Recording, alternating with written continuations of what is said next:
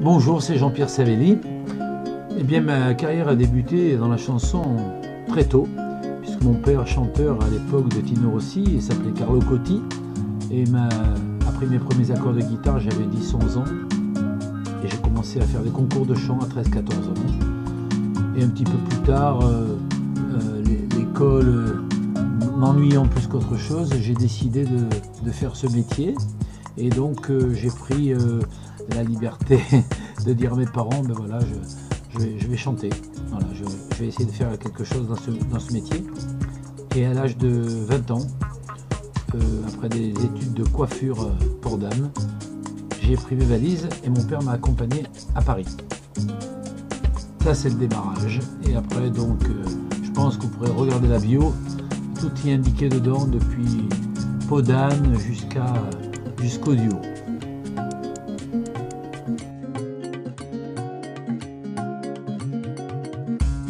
En ce qui concerne la Révolution française, écoutez, j'étais sur scène avec Claude François et des gens m'ont repéré en 1972 et 1973.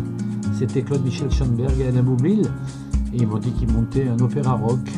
C'était pas du tout la mode des comédies musicales à l'époque, mais ces deux précurseurs ont eu cette idée-là. Et nous étions beaucoup de chanteurs, connus et pas connus. Donc j'avais le premier rôle, ça s'appelait Charles Gauthier. Et avec Noël Cordier, Martin Circus, Alain Chamfort, Gérard Blanc, beaucoup de monde, beaucoup de beau monde avec des musiciens. Et malheureusement, cet opéra rock n'a pas marché très fort, mais quelques années après, les producteurs ont quand même fait Les Misérables, qui cartonnent encore près de 35 ans après. Mais moi, de la Révolution française, j'en garde un très bon souvenir. D'ailleurs, beaucoup de gens m'en parlent encore.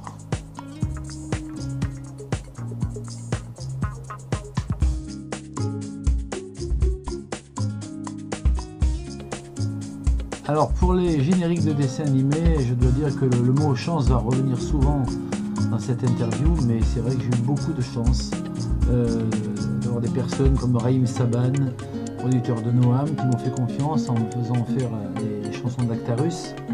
Puis ensuite Charles Tallard pour Albator, qui est devenu après le grand producteur de Notre-Dame de Paris. XOR, ça a été pareil, c'est quelqu'un qui m'avait remarqué aussi en télé, qui m'a proposé ça. Quand Il était une fois l'espace, seul dessin animé français, c'est Michel Legrand, mon premier producteur, qui m'avait produit mes premiers disques, qui m'a fait chanter dans les uns et les autres de Claude Lelouch, qui m'a donc demandé de chanter ce générique Il était une fois l'espace. Et c'est vrai que honnêtement, j'ai pris un plaisir fou à chanter ces chansons qui plaisent toujours. D'ailleurs, ça nous a donné l'idée avec ma femme Sandry de créer un spectacle qui s'appelle Manga Story, dont l'album va voir le jour le 17 mai, et je vais faire une grande tournée dans tous les grands magasins Cultura de France, et j'espère vous voir sur scène bientôt avec ce spectacle, avec des danseurs, des musiciens, et voilà, nous attendons ça avec impatience.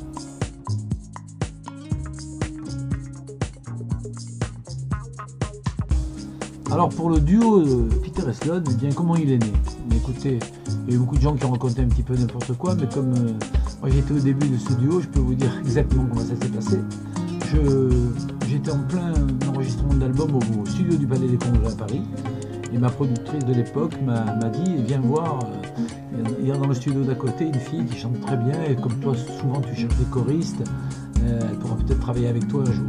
Voilà, ben j'ai découvert donc Chantal Richard, tout habillée de cuir noir, qui était en train de chanter, et je lui ai proposé plus tard de faire deux maquettes, dont une qui s'appelait Slow pour Anne, parce que je ne savais pas comment appeler cette chanson. Vous savez, les maquettes, des fois on met des petits titres comme ça dont on a l'idée.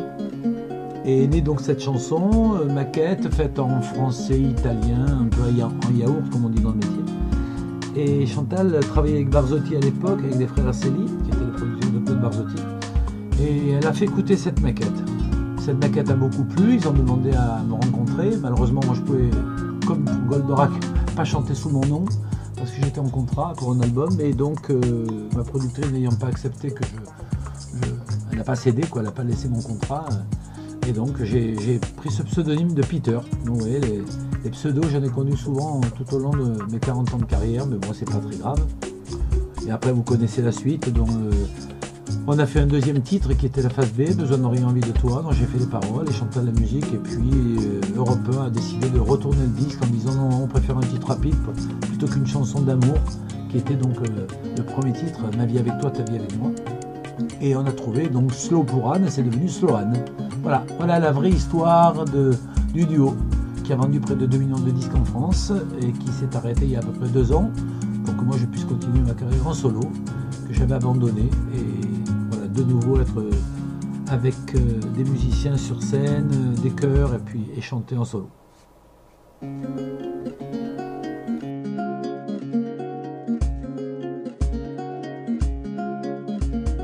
Alors le sport tient une place énorme dans ma vie. Depuis tout jeune, mon père m'accompagnait au stade Mayol à Toulon, je regardais les matchs de rugby, j'ai voulu jouer, mais c'était un sport qui était assez dur. Et voilà, donc à un moment donné, j'ai opté un peu plus pour le football. Et puis après, quelques années plus tard à Paris, j'ai monté un club de foot qui s'appelait le Samba Football Club, qui regroupait donc des chanteurs connus, des journalistes télé, radio, presse, et surtout des professionnels du football, et non pas des ex-pros, comme il a existé beaucoup d'équipes dans ce style-là. Et nous avons fait une dizaine d'années des levées de rideaux, des galas avec le samba, on avait des couleurs fantastiques. Alain Flelou était notre premier sponsor, et j'avais déjà cet amour de la couleur violette. Donc le maillot était vert et violet, c'était pas facile à l'époque pour trouver ce style de couleur. Et quelques années plus tard, finalement, je me suis retrouvé avec cette couleur violet dans le film Star 80. Mais le foot, maintenant, honnêtement, c'est un peu derrière moi. Je préfère le rugby, et je suis à fond derrière le Rugby Club Toulouse, club que j'adore.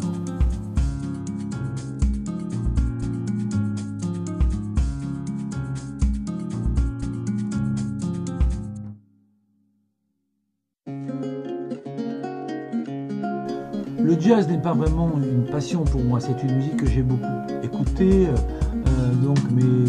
J'ai travaillé avec Michel Legrand, mon premier producteur pendant 5 ans, et j'écoutais du jazz, je lui disais que j'aimais ça, mais il ne m'a jamais écrit de chansons dans cet esprit-là. C'est toujours des chansons d'amour comme Podane, Un parfum de fin du monde. J'ai fait le festival de Tokyo avec lui, festival au Chili. J'ai fait beaucoup de choses, mais le jazz, voilà, je l'écoutais mais je ne le chantais pas. Et il a fallu la tournée RFM 80 pour que, rencontrant des copains comme Jean-Pierre Madère, Cookie Dingler et tout ça, on parlait un petit peu, et ils m'ont aidé à concocter mon premier album qui s'appelait Entre Jazzy et Ballade. Je ne chantais plus en solo depuis une dizaine d'années. Et là, je me suis fait des chansons et des ballades, des slows, des chansons des bossa nova. Puis c'est vrai, 3 chansons à consonance un peu jazz. Moi, je dirais plutôt jazzy. C'est pour ça que j'ai mis Entre Jazzy et Ballade, car je ne suis pas un vrai chanteur de jazz, mais c'est un climat que j'adore et que j'aime chanter.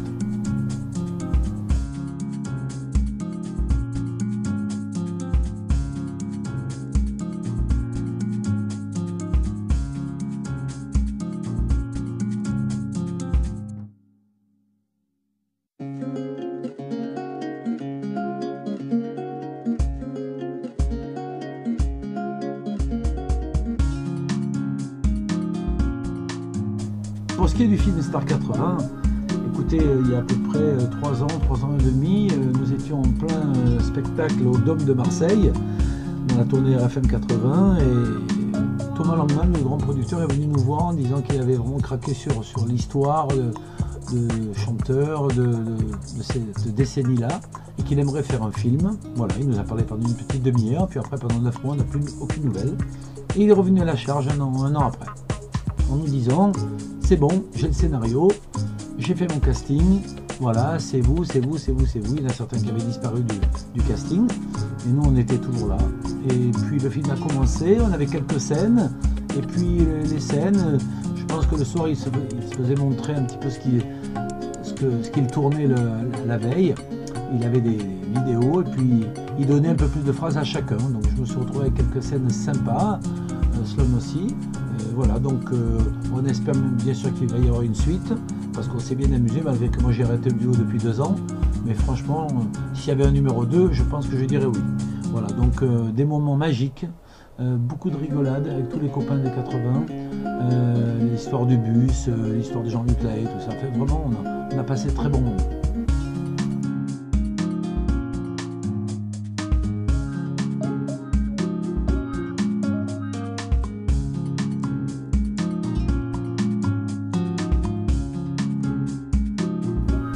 ma promo actuelle, il y a beaucoup de choses, beaucoup de choses. D'abord, il y a donc cet album qui sort le 17 mai, qui s'appelle Manga Story, qui va regrouper tous les génériques que j'ai chantés, et même ceux que je n'ai pas chantés, comme Capitaine Flamme.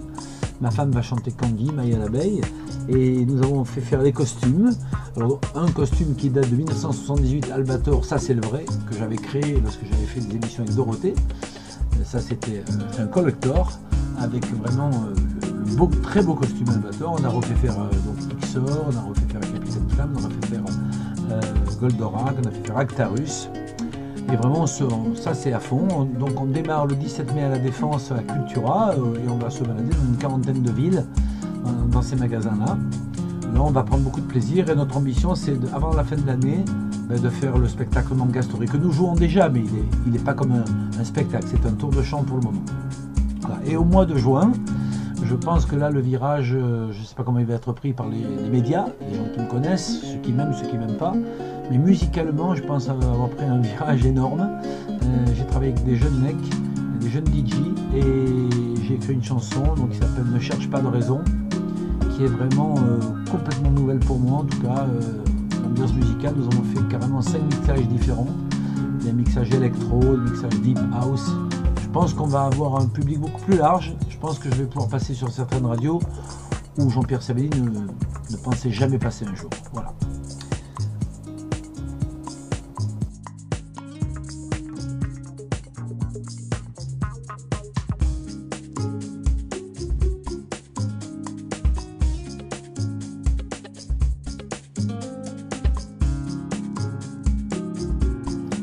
Alors un petit message à tous les membres de Génération 80. Tout d'abord merci de toujours venir au concert, d'acheter nos CD, nos compiles. Voilà, mais moi j'avais envie de passer un petit peu à autre chose maintenant parce que j'ai toujours beaucoup de plaisir à chanter Besoin de rien envie de toi, seul, avec des choristes, avec le public. Mais j'avais envie de montrer que j'avais fait autre chose avant et que je pouvais faire encore des choses parce que j'aime mon métier. Je pense que je l'ai choisi et je suis fier de le faire. En plus maintenant entouré de ma femme et de quelques amis sur scène, c'est encore plus de plaisir. Donc voilà, je vous embrasse, gros bisous à tous et puis je vous dis à bientôt sur scène avec le Manga Story ou avec le nouveau single qui va surprendre, je le sais.